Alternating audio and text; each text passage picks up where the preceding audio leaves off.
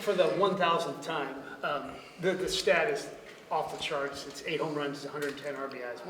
What went right for you that year?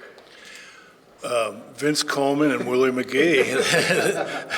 they were the two guys scoring all those runs, and I give Whitey a lot of credit because I was not a prototypical 3-hole hitter, but one thing I could do was hit deep in the count, and I could put the ball in play with 2 strikes. So when Vince and Willie would get on base, obviously get themselves into scoring position, a lot of times I had to take pitches for them to be able to do that so they could steal.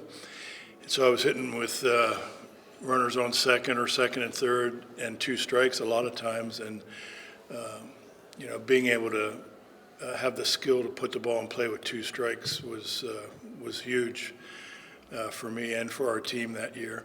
And then obviously having Jack Clark hitting behind me was, at that time in the National League, he was one of the preeminent right-handed power hitters. So the lineup was really stacked in my favor that year.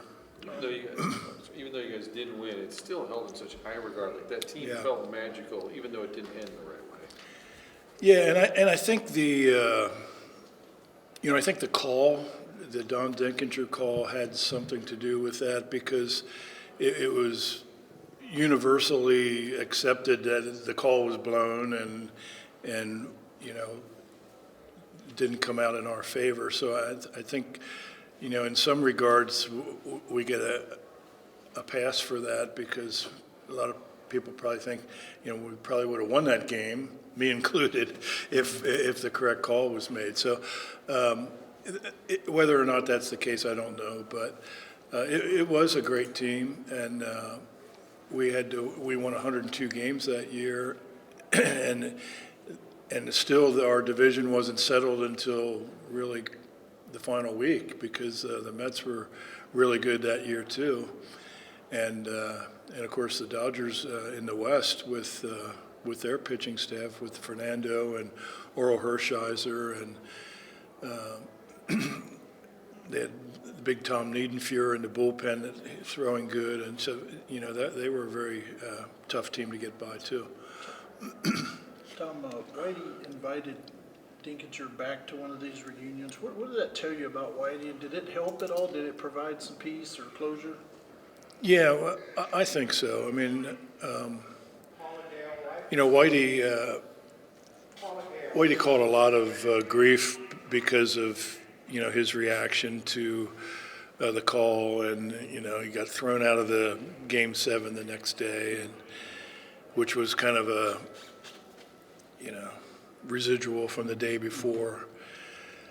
So I think it was good for those two to reconcile over the years like they did, and that's part of the game at that era. If that happened in today's game, they would have looked at the video replay, and it would have taken about 5 seconds, and they would have reversed the call and on with the game, and we would have gone. But back then, you couldn't do that, and when the play happened, I was the first player. I was standing. If Don would have been standing where I was standing, he couldn't have missed the call. But he got himself into foul territory, and he was kind of shifting away from the play, and the runner was running this way, and he was going this way, and Todd was coming this way, and the throw was coming this way. And he just got a little discombobulated, and from my point of view, I was stationary and looking at it, and it was obvious. So anyway, but getting back to your question, I think it was good for those two to become buddies over the years. How chaotic was the clubhouse after Game 7? We hear stories, we're not in there, but fans being broken. And how do you remember that? Well, we were just kind of in shock especially after Game 6. They had already had our clubhouse draped with plastic for the champagne celebration. So we're coming into the clubhouse, and they're trying to take all that stuff out real quick. And so it was kind of a morose environment in there. It wasn't fun. And that just kind of permeated into the next day when Game 7. We didn't want to play a Game 7 because they had Saberhagen ready for Game 7, so we knew that our best chance was to finish it in 6. And then, we woke up the next day and knew we had to play one more, and it just wasn't a great vibe on the team, and the result bore that out. Hey, Tom, on a happier note, Ozzy's walk-off, well, obviously Jack Clark was pretty big too, but Ozzy's walk-off home run, can you describe 40 years later the significance of that, and him of all people doing it? Yeah, that was crazy.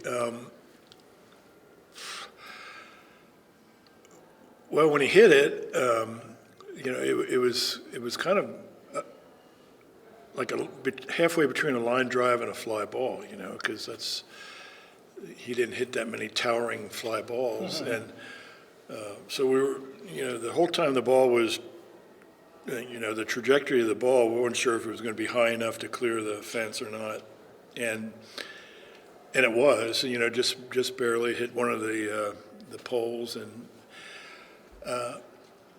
but the euphoria that creates in an instant is hard to describe, because that was a game-winning hit.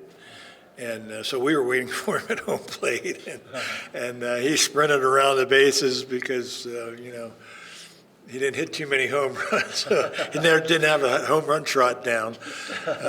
But it was fun, it was just a fun, a fun way for that game to end and really propel us into, finishing the job out in L.A.